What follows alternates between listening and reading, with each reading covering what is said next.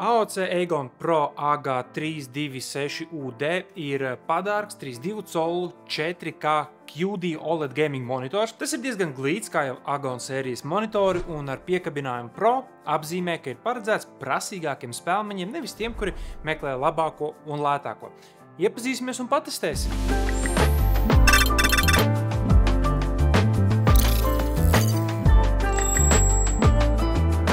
Tiem, kuri vēl joprojām monitoru paneļu pasaulē īsti neorientējās, ļoti vienkāršoti sakot, QD OLED ir augstākais plauktiņš. Tie ir paneļi, kuri sniedz visu to pašu, ko tradicionāls OLED panelis, bet papildus pieliek klāt tādās lietās kā spējīgāka krāsu reprodukcija, augstāks pīķes spilgtums, mazāks iedegšanas risks kā OLEDiem.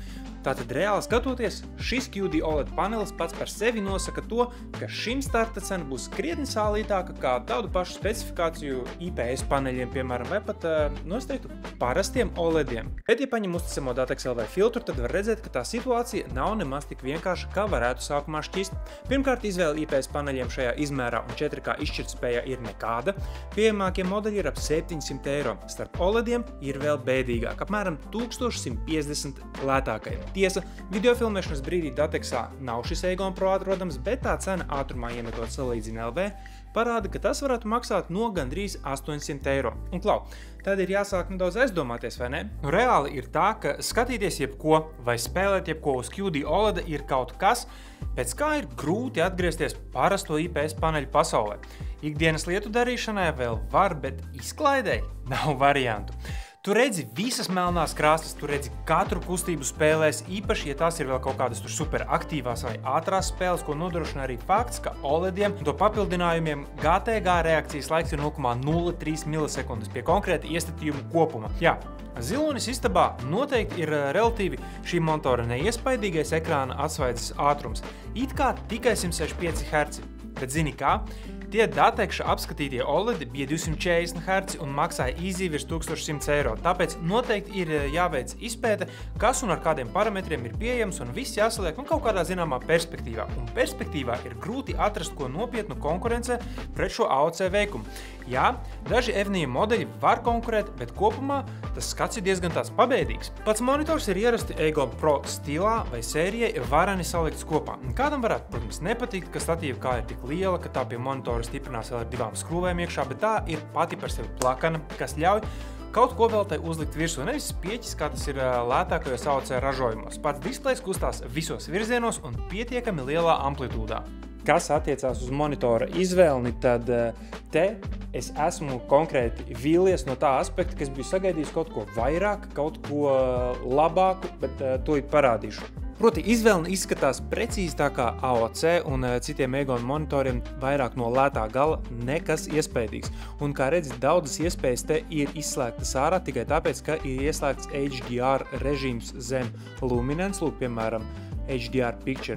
Brīdī, kad tu izslēdz to ārā, tad jau ir cits pasākums, uzreiz mainās arī visi kontrasti monitoram, un tu jau vari vairāk ņemt un pielāgot sev gan melno toņu, papildus paspilgtināšanas kontrastus, gammas un tā tālāk. Tieši tāpat arī pie krāsām tu vari ieslēgt gan low blue režīmu acu saudzēšanai, vai arī tieši otrādāk to ņemt un izslēgt ārā. Un tieši tas pats attiecās uz spēļu režīmu. Ja ir ieslēgts HDR, lūk, pa lielam nekas nav palicis iekšā, ko tu vari mainīt gan spēles režīmam, gan citiem iestatījumiem. Brīdī, kā ir izslēgts HDR, lūdzu spēļu režīmi vairāk iestatītie, kā jau parasti pēc standartiņa, tieši tāpat kā ēnu kontrasti un tādas lietas.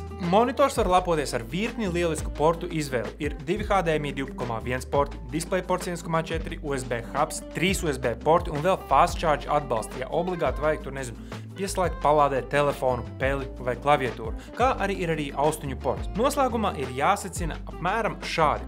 Aegon Pro modelis piedāvā vienu no vislabākajām, ja ne vislabāko cenas un piedāvātās veiktspējas vai funkcionalitātes attiecību. Jā, konkurentiem ir arī ātrāki paneļi, bet dārgāki un lielākoties tie būs OLED.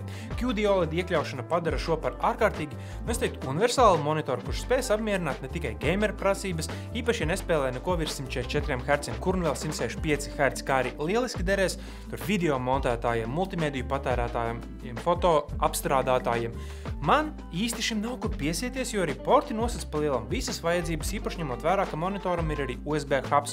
Jā, es paredzu, ka būs komentāri par es spēlēju 240 Hz un tā tālāk.